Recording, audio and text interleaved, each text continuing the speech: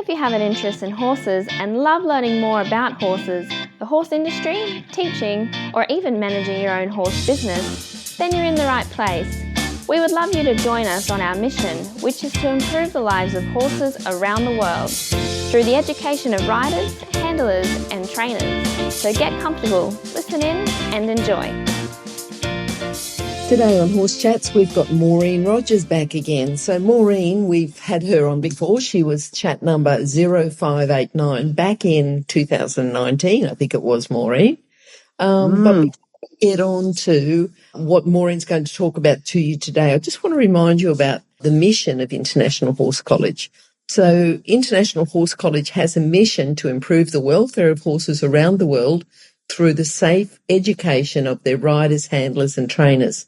Have a look at the wide variety of equine courses at internationalhorsecollege.com, registered training organisation 31352.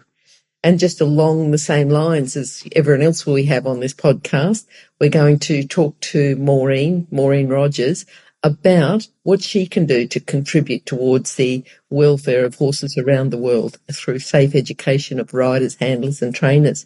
Now, how are you today, Maureen? I'm doing fabulous, Glenny. Always lovely to be back. All right, Maureen, we're going to talk a little bit more about your passion, the equine. Do you say equine sacra? You tell me. Equine sacra. Because it is a mouthful. Yeah. So it's called cranial sacral. Craniosacral. Okay. And some people pronounce it cranial sacral. So yes, so that means cranium is the head. Yep. And sacrum is the base of the spine. Okay. That's the specific focus of the therapy, but we're not limited there in the treatment. Yeah. Okay. Now, Maureen, tell us about confirmation. Like if I was going to talk to you and say, right, I would like to talk about confirmation of the horse. The definition, you tell me your definition of confirmation. Okay, my definition versus the industries and how they put it together. Mine is really simple. It's just how something is shaped or formed. Yeah. Okay. So, and it's, to me, that includes bone structure largely so when it comes to animals, specifically with animals, and that would include the color of their coat, things that can't change when you do therapy. So obviously if we're talking about posture, that's something different. Yes, okay. Yes. So how posture can change. Yep. So if you can give me a little bit of a definition about posture.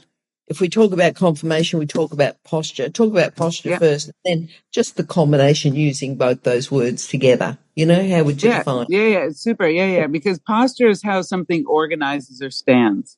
Mm-hmm. Yeah. So whether that's an alert stance, I have a posture with that alertness. Yeah. If I am feeling tired, I have a certain posture with that tiredness. There's more choice in it. Yeah. And I'm going to thread in a little piece of information here is that posture can be influenced by injuries, by compensation. Of course. So if I injured my leg or my back or my shoulder or my foreleg or, my head, I'm going to hold my body in a certain way because that's the intelligence of my body. Yep. Confirmation is always associated with breeding. The horse was bred this way. Okay. Yeah. So the certain characteristics and traits that are in the breeding are there in the animal or the human. Yeah. Like your cranial shape is different than my cranial shape. That's our ancestors, our breeding, our DNA. Those are things that won't change, but posture can change, and especially with therapeutic options involved. Okay. Now, if we're talking about breeding horses, and you might breed a long-backed horse, can that change? Tell me a bit more about that. Yeah, well, what's fascinating to me is I love how you said that, if we bred a long-backed horse, because one thing for myself in my evolution of my work is my background's human therapist. So if you came to me for your issue, I had to solve it. I had to, use my great knowledge and my education to be like, okay, this is what you're doing in your biomechanics. This is how you're standing. And for me, when I got into the horse industry in my career, it was all the myths that I learned as a young equestrian, the conformational myths, that's what I call them, because it was changing. So what we were deemed, this is the conformation of your horse. We have long back sickled, hawk, ewe-necked, the list goes on, pigeon-toed, sickle hawk, cow hawk. They were changing. And I was like, okay, something's going on here. So what we believed and all been trained. Changing over time with training? Is that what you mean? Changing over time through cranial sacral, specifically the therapy I do. Because the body was getting more reorganized and balanced. And that's what you hope for when you do any therapy on a horse. Mm-hmm. So, or human or whoever, dog, lion. But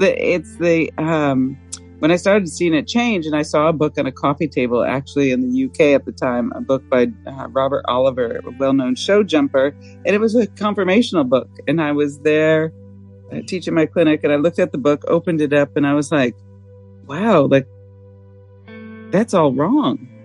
This is all changing. Everything associated with the many words, long back, short back, long neck, all of it was changing as I was treating horses. So it had me rethink what I grew up with as a young equestrian and challenge those beliefs, because then it made me think about, look, we don't have balanced horses in this industry to teach us about balance. We have horses that were used in history for war and work. So every horse that we learn from about horses and their influences on their bodies has to be clearly reevaluated through the lens it truly is. It's a horse 99% of the time out of balance that we've learned from. Except for if you're watching the young horses before they're handled and trained. Yep. So it really made me challenge what I grew up with as an equestrian. And that's what made me produce my DVD and challenge it and call it Myths Unveiled, because it all's changing. And I have thousands of before and after photos to prove this with private clients in my clinic. So to me, knowing that even the measurement system that they gave us to measure the angles in the horse, that was actually postural measurements. They weren't measuring conformational. So with that mindset, a lot can change for horses versus it's a long-backed horse. It's bred that way, which is what we've known. We're in such a time now, we're learning so much more, so much more about horses, about injury, about behavior, about welfare. Yeah. And it's just, I think it's wonderful that someone can come along, and a specialist like yourself can say, look, if we treat these injuries that are causing a horse to have posture like this, not only does the horse posture change, the horse is going to feel better, which is going to help their equine welfare, so it's all interrelated. Huge. It's full circle. And what's beautiful is you see it even in their performance, if we're using them for competitive. Yep.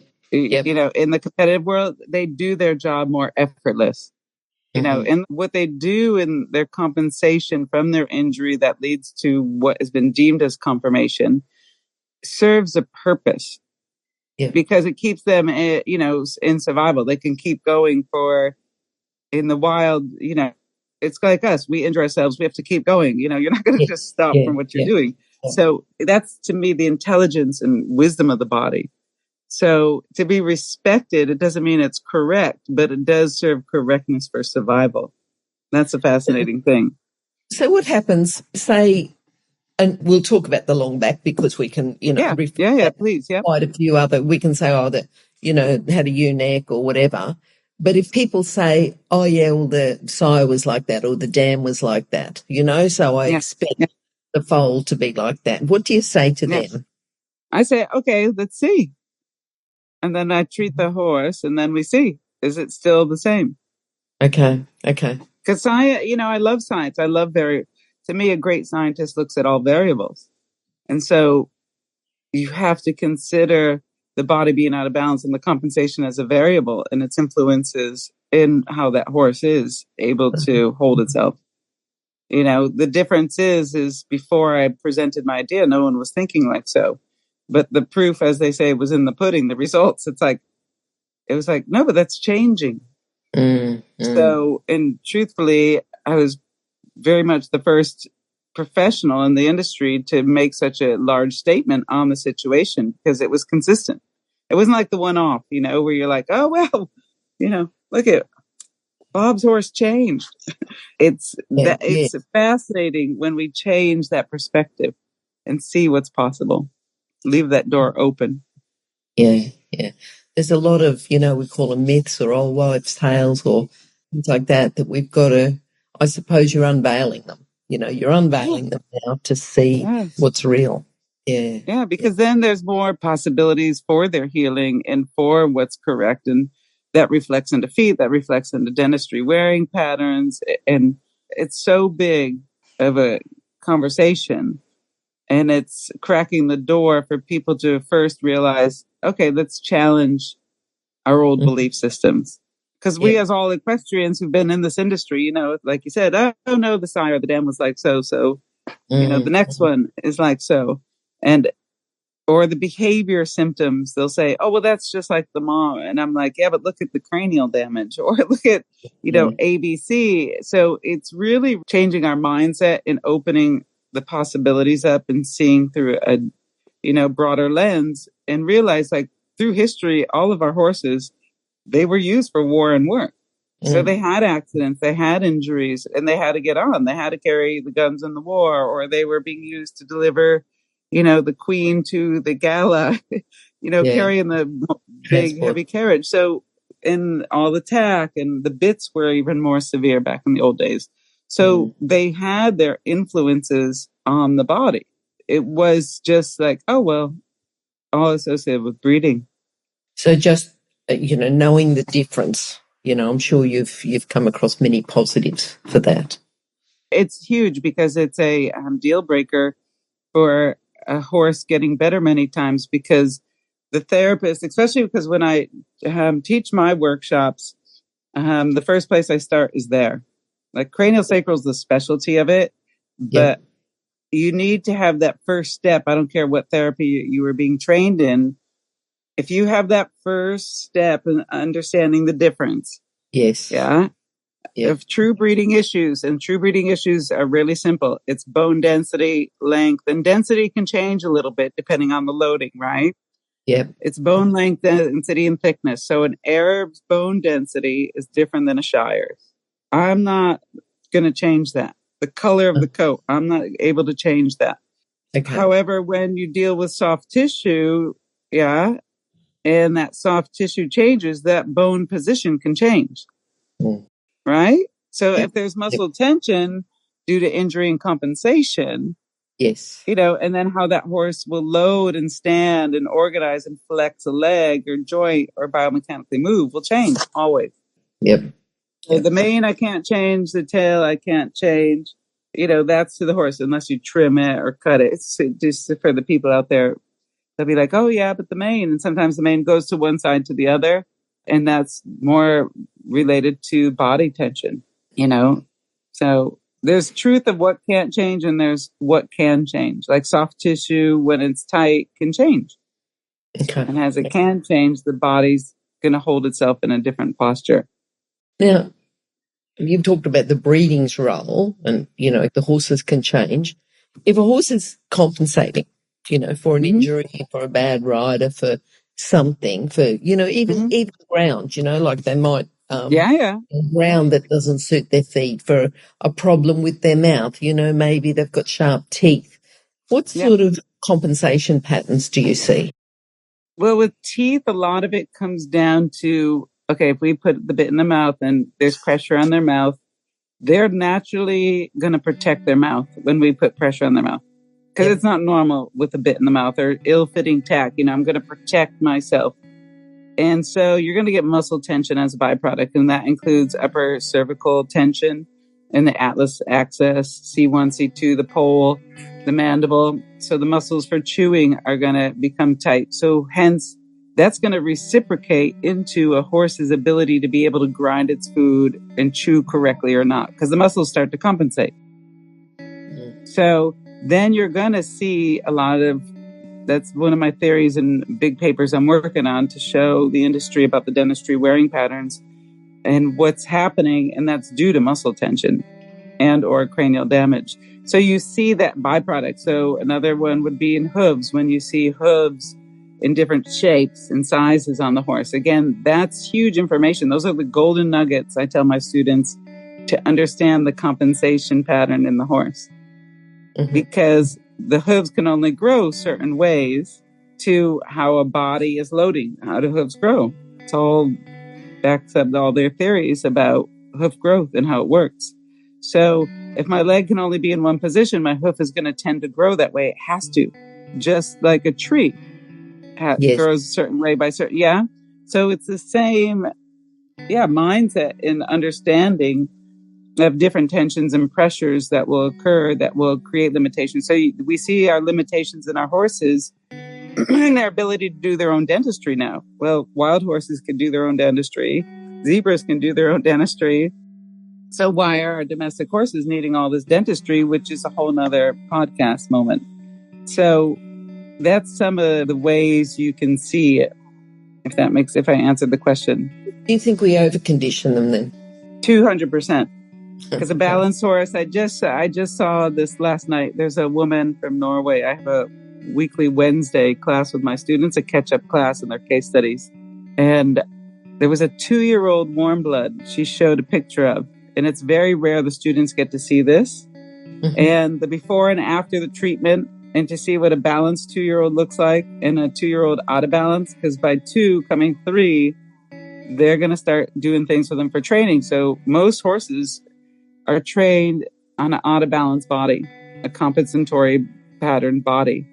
So by the time you're starting to ride them, and then the horse can't go straight, the horse, and then to me, a lot of that compensation in the mechanics and the ridden work and the training becomes, oh no, they have to get it right. They need to be conditioned. I don't know a cheetah on the planet who went to the gym to work out and say, I got to get ready for my, I'm going to run 60 miles an hour in a split second to go get my dinner. So I got to stay in condition. The Maasai in Africa are not running around the Maasai Mara. They're doing their thing on the Maasai Mara, going after their cattle, but they're not going to a gym. They're not at the local gym conditioning their bodies to do what they do and out with their cattle. It's fascinating, the mindset. Yeah. It's hard to get the balance. Also, a child, a newborn baby doesn't go to the gym or need conditioning to be able to hang its own weight. We forget, and it's amazing. I'm just watching this friend's young baby. It's 1 and she's developing. And to watch her in her development, like she squats down, she stands up, she squats down and she stands up. That's her building her body, conditioning it. That's the amazing thing. So when the body's in a balanced state and it works efficiently like it's designed, there's no conditioning necessary. Horses are born with that download of who they are. Totally. I think it's getting the balance right, isn't it? We bring them in from the wild where they were wild. Yeah. We confine them, put them into a small area because it's easier. It's easier to keep them. Management. Yeah.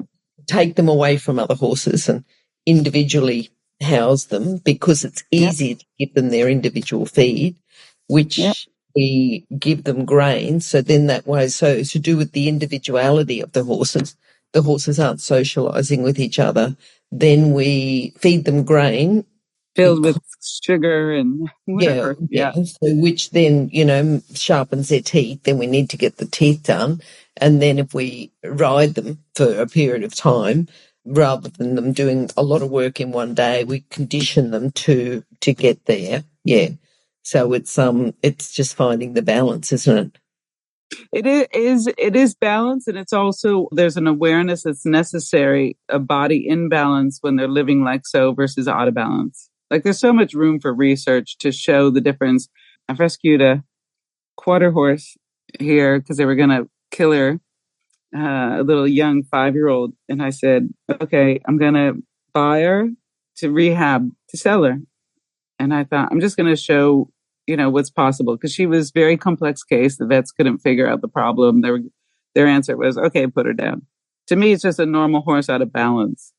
Mm-hmm. Yeah. From I have that ability to help that animal. And what was fascinating is to see like all these things we're told, like, okay, limited, paddock life, no friend, and to see the different variables that were playing in her life that were having effects and weren't having effects on her. Yeah. And winter in Holland, a lot of horses live in a mud hole. And that was the place she was. And to see how that was having effect. So then I'm like, okay, I'm going to make a different management moment. I'm going to put her in the stall because I was looking for a new place to move her. So then I managed her in the stall and then hand walked her for 4 hours a day, 2 in the morning, 2 in the evening, and hand grazed her. And the difference of how she maintained her body versus a horse that was just in a paddock by itself, or the different variables, what were they? How are they having an influence? The head doesn't go down for them to graze because that, we have this big thing about top line issues, kissing spine. So what are those variables? What are those effects? How are they having an influence? But those are not due to conditioning and nature. They'd be walking around more too. That makes a big difference, But what I was seeing is the horse was, when she was in the stable, to keep her feet healthy, she would move in a circle. And it may not have been the big pasture, but there was movement involved. So it's fascinating to see this because I was like, okay, I'm just going to experiment and see the influences, because we hear all these things, like you also mentioned about the grain and the sharp teeth edges. That's not so much from the grain as it is from the lack of mechanics in the horse to be able to use its jaw correctly due to the tension that's been on the jaw, whether that's from tack, bit, including bits, dentistry practices, whatever it may be. Because as much as it's important the food they eat to wear down their teeth, there's a few other myths out there to be broken, because I've seen it change. So we just need to reevaluate and be open, because again, it comes back to, we don't have balanced horses to treat us. So we have this domestic horse. What are the influences? It's in a box. Okay, so how different is this horse in its body, and what are the limitations that box is creating if they're, say, living in Asia, in a small box in some high tower for racing? Versus, Australia, you guys got more room over there and they're able to move more, but your environment's drier. So it's fascinating for sure, but we do need to reassess it. It is a balance, and we could even take that whole conversation into training methods, so movement is health. That's what I can say. The more you move, the more healthy your animal's going to be. Yeah, well, I think it's important then for the equine industry to evaluate our perceptions, and understand whether we, understand equine conformation, equine posture, but there's so many areas that we've just got to keep exploring, keep listening to people and getting their feedback and getting their input, that we can keep putting stuff together and improve the welfare of the horse. Yeah, because that's number one, because I promise the training, what happens in training to me, and I've seen this, and these horses have to work harder in their bodies for what's being asked. And then the horse is lazy. It's deemed this, it's deemed, problematic or has a behavior, when to me, horses are honest. And if you're starting to see a training issue, that always is a body issue. There's no difference. It's a compensation issue. And, and then it turns into, they must be able to go straight. Well, again, the 2-year-old, if I showed you the photo before and after, which I'll send you later. If we put that on our website and just highlight the 2 photos before and after, that'd be great. Yeah. That'd be super, because if you see the 2-year-old before the cranial sacral session, and, that's the horse coming into training, the expectation is it ought to go straight. There's no way in hell that horse can go straight. The hooves are already different. You see how it's holding its neck. It's not going to put its weight on its hind. It's going to naturally overload on the fore. The old pattern that we statistically believe is, 60% of the weight is on the forehand. No, it becomes on the forehand out of, I can't be comfortable on my hind end. And that's a big change of thinking. So it already has all those things crossed off the list that you don't want coming into training. So then you're training in compensation versus training in balance. And then you end up with joint issues earlier. Yeah. The horse is in a state of breakdown when you're training. And it's beautiful when you see him in balance training. It's effortless, because my Olympic client in the UK several years ago, Sharon Hunt, got to experience that. And then she won a 4-star event in Germany, because it was the horse was doing it in efficient state, right? Because that's what they're supposed to do. Yes. Yeah. It's beautiful. It's like, so what can owners and trainers and, people take, because I like to give a bit of a takeaway is always good. People listen to chat, they're interested in what you're doing. First of all, what should they, what would be the first step for them? Observe your horse. Okay. Notice, the more you can observe, those are what I call the Blue's Clues. You may not have the answer how to resolve it, but if you notice the behavior, how the horse takes the rein or not, how the horse bends to the right versus the left, because they're the eyes and the ears to notice those differences, right? I just show up in the moment and go, oh yeah, and point it out and, treat the horse. But they, and the owners, hugely so, 90% of the time, the owner's correct. It was, they brought it somewhere else and everyone's like, well, it's maybe this or maybe it's that. And that gut intuition of, well, my horse is having this problem in the transition, or the trainer will then say, oh, your horse is lazy, make them work harder. And it's just the opposite. It's always the preliminary moment before the bigger problem comes, so trust and observe. And if you notice there's a difficulty, that horse is being honest about it. Having the awareness of like how to observe, but also palpate. Like, don't be afraid to put your hands on your horse, but you have to have soft hands when you touch your horse, because if your hands are tight with tension, their body reacts to that when you touch. But, take a minute, feel your horse's hind end, take 2 photos. You could do even this, simple things, which I train people to do, is take a photo of your horse in the body, left, the whole body, and then the right one, and compare them. And you'll see how different every horse is in their bodies, left to right. And it's just the translation of that in your ridden work or your training that you're experiencing. Yeah. Or another takeaway they could do is take a photo of their face to look for symmetry. So if you have a spooky horse, a behavioral issue horse, that symmetry will tell you a lot. So there's simple little things, and then putting your hands on there and just noticing the difference in the musculature left to right. You don't have to do anything with that, but just like notice the dips, notice where there's tension, hollowness, it doesn't look quite right. Too much tension feels like old leather, versus a healthy muscle is going to have a healthy feeling and give to our hands. Mm-hmm. So the takeaways, there's so much they could do. And then they're aware like, oh, there's tension here. Mm.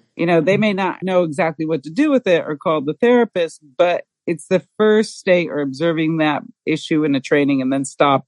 Because if you push it in the training, you're going to end up with bigger problems long term. Yeah.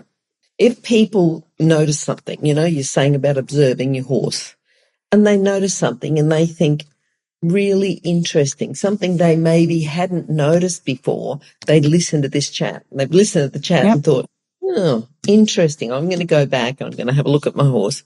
And they'd like to chat to you about it directly. Mm-hmm. What's the best way to get in contact with you? Best way is either through Facebook or through the office email, office@equinecranialsacral.com. Because my email gets so full all the time and then bounces because people send photos and video. And then I'm like, oh, God. So the office one is a bigger email. So office@equinecranialsacral.com, or definitely Facebook, because we have different pages on there that they can check. And those details will be on Horse Chats as well. So horsechats.com, Maureen Rogers, and a couple of chats will come up because Maureen's been a guest here before. So go to this one, the second one, and have a look down the bottom of the page as well. And that'll have all her contact details. Probably the other contact details are still relevant, but have a look at the Yeah. And, if you want to contact Maureen direct. Now, Maureen, what happens then if people, I'm in Australia, you're in Europe. What can you do? You travel? Can you do something online? Can you, help people Or do you have, people to recommend? Oh yeah, all the above. I mean, I miss coming to Aussie. I haven't been back to Oz for years because I was over there at Equitana many times. And then, are you coming back the to world Equitana this year? This year, unfortunately not, but hopefully next year. Right. Okay. It's just getting back into the groove of all the different things since for sure. the world stopped for a little bit. So yeah, definitely reach out. I love when people reach out to me. Many times I've been known I'm the last choice, and I wish I was more the first choice in certain circumstances. But it's right before the other choice may be made of putting the horse down, which is a compliment. But I know, they can get well.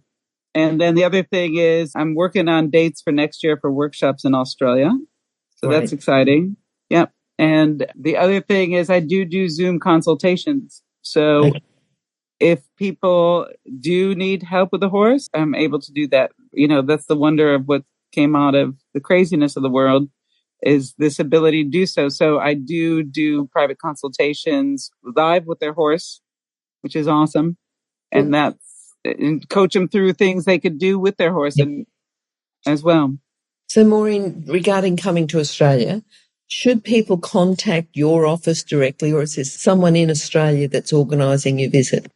Wendy Palmer out of Gatton, Australia would be a person to contact. And so we might get those contact details off you as well. If that's okay. That'd be super. Or the office works, but we're looking at April of next year, end of Marchish. Yeah. Okay. It's the best time. I always loved that time when I was traveling back and forth. Still should be warm enough for you to go surfing. Yeah, exactly. It's not. I'm not like in an inferno if I'm in certain places where it's so hot, but it's warm enough where I can still go surfing at Noosa if I end up there. All right, Maureen. Looking forward to catching up with you again, and we might have another chat before you actually come over to Australia. That'd be great. That'd be fabulous, and it's always a pleasure, Glenny. And I appreciate what you stand for the horses. No worries at all. Okay, I'll talk to you soon then. Bye-bye. All right. Have a lovely day. If you've enjoyed this chat, then please comment, rate and subscribe. If you'd like any changes or recommendations for guests, then please contact us through horsechats.com. And while you're online, have a look at the government-accredited courses at internationalhorsecollege.com. Registered Training Organisation 31352. Remember that our comments and instructions are general in nature and do not take into consideration your individual horses or your individual ability and circumstances. If you enjoyed this podcast, then please leave your comment below.